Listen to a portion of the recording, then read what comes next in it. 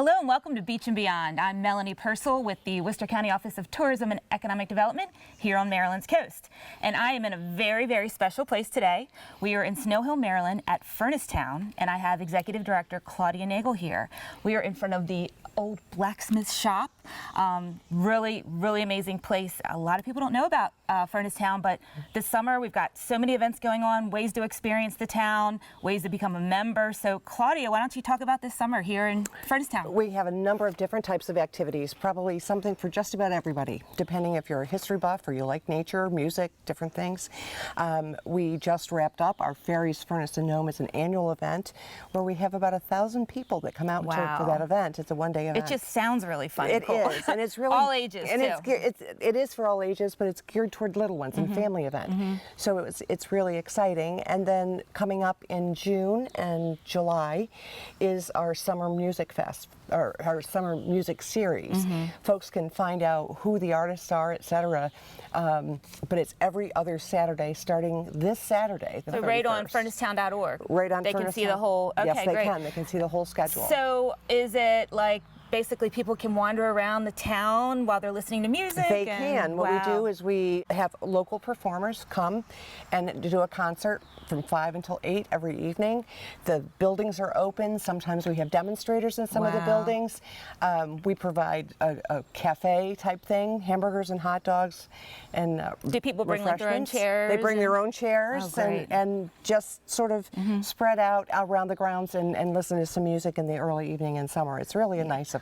And I know that we're called Furnace Town here, so tell us about the old iron furnace. I mean, and I know you've done a lot of work, a lot of fundraising. To get this back to kind of an original, structure, so it will last for that historical significance that it has. So tell us a little bit about that. Well, Furnace Town wouldn't be Furnace Town without our furnace. We'd just be town.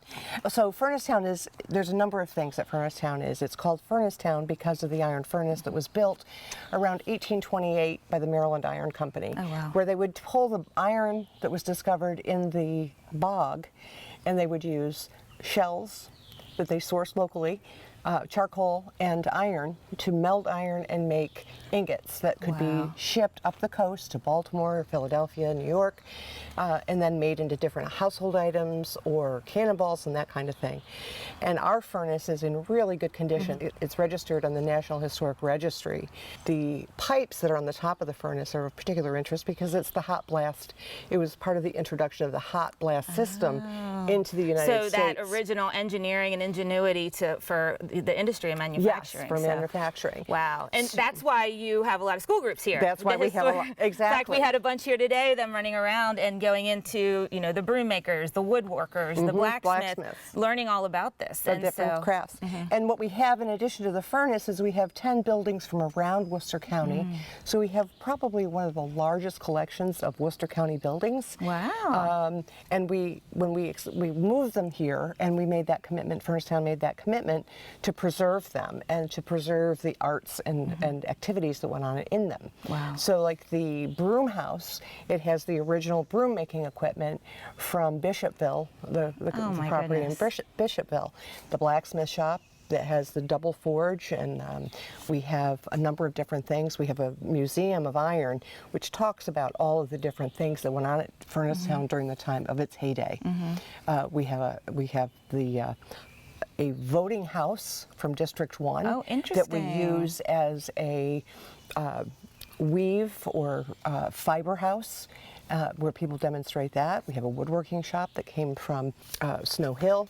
And there's a couple of crown jewels, and one of them is the schoolhouse that is fully outfitted as a one-room schoolhouse, and it actually came from Worcester County. We actually had So you've kind of culminated all this history right here in one location in the forest. Yes. So it's absolutely beautiful. Plenty of parking, easy to get to, educational, fun, just whimsical and beautiful. Now we've got to talk about one of your signature annual events here at Furnace Town, which is the Renaissance Fair, every fall. And it's grown, so much fun, so costumes and everything. So tell us about it and how people can get involved. It's very festive. The Renaissance Fair is a 2-day event. the last weekend in September. This year it'll be the 27th and 28th of September. We will have artisans, we'll have vendors, we'll have performers. It's really a wonderful time, and it's well attended.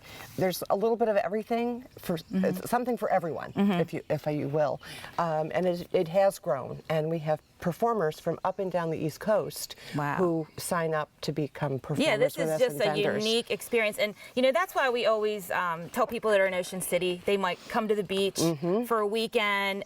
Come down here, check it out. It really Come down. You have the artisans days here all summer. You've got the concerts. You can come in just for a daily admission. Check Exactly. it out. So there's just Exactly. so many opportunities to get down here to Furnace Town and really see kind of how we started here in Worcester County. Indeed. So on Indeed. Maryland's coast. On Maryland's coast. So, but for more information, you can go to furnacetown.org and all of the performances, how to get tickets, how to sponsor, how to become a member of the Furnace Town, because it is a nonprofit organization. Yes, it is. Takes a lot of funding to make this place happen Right. and keep it up. It's 28 acres, and there's a lot of upkeep. Wow. Yes, indeed. Well, Claudia, you're doing an amazing job here. We're so thrilled to have you and work with you. Museum Passport, it's also a stop for the Museum Passport. So much to do down here in Furnace Town. So make sure you check them out at furnacetown.org. Thank you.